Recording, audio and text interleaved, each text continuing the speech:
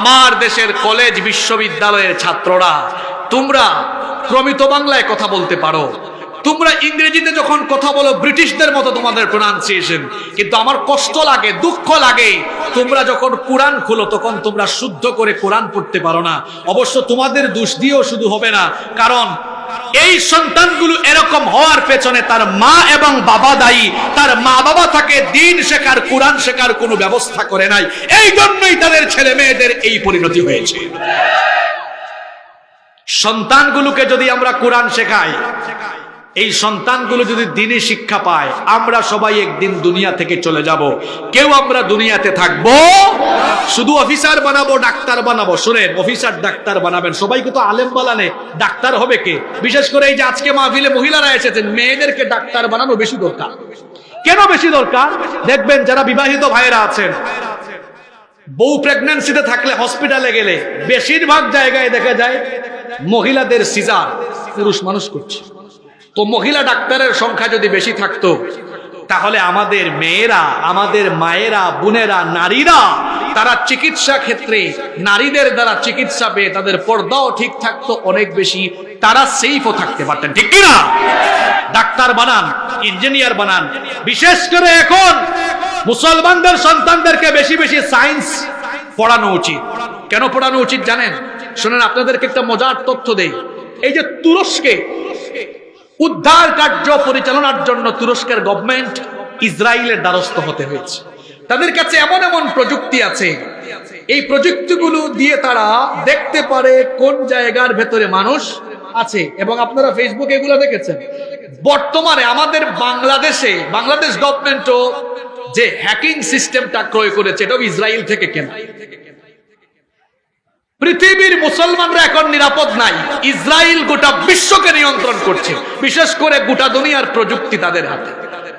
এই যে আমরা ফেসবুক, হোয়াটসঅ্যাপ, ইউটিউবে যা কিছু করছি, সব তাদের কাছে ডাটা, তথ্য উপাত্ত আছে। এমনকি মুসলমান বিভিন্ন রাষ্ট্রপ্রধানরা বিভিন্ন প্রযুক্তিতে তাদের কাছ থেকে ক্রয় করেছেন, এবং বিভিন্ন জায়গায় তারা রাষ্ট্রের বিভিন্ন তথ্য উপাত্তগুলোতে তারা যে ডাটাতে সেভ করে রেখেছেন, ওগুলোও কিন্তু ইসরায়েলিদের কাছে আছে। তাহলে বোঝা গেল আমরা পৃথিবীতে সেফ নই।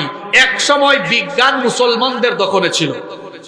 ইবনে সিনা সহ, আল ফারাবি সহ বিজ্ঞানের সকল প্রশাখার জন্ম হয়েছে মুসলমানদের হাত ধরে। আজকে মুসলমানের সন্তানরা তারা অমুসলিমদের, ইসরায়েলের ইহুদিদের বানানো প্রযুক্তি শুধু ব্যবহার করছে, কিন্তু প্রযুক্তি আবিষ্কার করা থেকে আমরা এখন মুসলমানরা অনেক পিছিয়ে আছি। এজন্য আমরা কোরআন পড়বো, হাদিস পড়বো, তার পাশাপাশি বিজ্ঞানে, আবিষ্কারে আমরা যদি এগিয়ে আসতে পারি, তাহলে আমাদের পূর্বপুরুষরা পূর্ববর্তীতে যেমন গোটা দুনিয়াকে নেতৃত্ব দিয়েছেন, আমরা যদি আবিষ্কারে, প্রযুক্তিতে এগিয়ে আসতে পারি, আবারও আমরা পৃথিবীকে নেতৃত্ব দিতে পারবো। শুধু মিছিল দিয়া নেতৃত্ব পাওয়া যাবে না, শুধু মিছিল দিয়া বিশ্ব চালানো যাবে না। আবেগের সাথে বিবেকও থাকা লাগবে। এটা প্রযুক্তিময় বিশ্ব, প্রযুক্তিময় এই বিশ্বকে আপনি নেতৃত্ব দিতে হলে প্রযুক্তিকে আপনার হাতের কবজায় নিয়ে আসা হবে। এজন্য আমাদের সন্তানগুলোকে এমন এমন কারিকুলাম দিয়ে পড়াতে হবে, যাতে করে তারা একদিকে দ্বীনি শিক্ষা পেয়ে একজন মজবুত আল্লাহওয়ালা হবে, তার পাশাপাশি এরা আধুনিক শিক্ষা, বিজ্ঞানের শিক্ষা সবকিছু গ্রহণ করে প্রত্যেকটি ছেলে মেয়ে বিজ্ঞানে, আবিষ্কারে অবদান রাখবে, এমন কারিকুলাম আমাদের থাকা লাগবে। ঠিক কিনা? আমরা যদি আমাদের সন্তানগুলোকে কোরআন পড়াই, এরপরে ইঞ্জিনিয়ার, ডাক্তার, ব্যারিস্টার যা কিছু বানান, দেখা যাবে আপনি মারা গেলেন, এই সন্তানটা আপনার জানাজায়ও ইমামতি করতে পারবে। ভাবুন তো, আপনি মারা গেলেন, আপনার ছেলে ডাক্তার বা ইঞ্জিনিয়ার, তো কি হয়েছে? অসুবিধা নাই যদি তার কোরআন তেলাওয়াত শুদ্ধ থাকে, এরপরে দ্বীনি জ্ঞান যদি তার ভেতরে থাকে। আপনার জানাজার নামাজে যদি একজন আলেম, বড় একজন আলেম এসে ইমামতি করেন, কোনো আবেগ থাকবে না, আল্লাহু আকবার, জানাজা শুরু, কোনো আবেগ নাই। আর ওই হুজুরের জায়গায় যদি আপনার নিজের ছেলে থাকে, আহারে, আল্লাহু আকবার বলার আগে কলিজা ফেটে চোখের পানি গড়িয়ে গড়িয়ে পড়বে।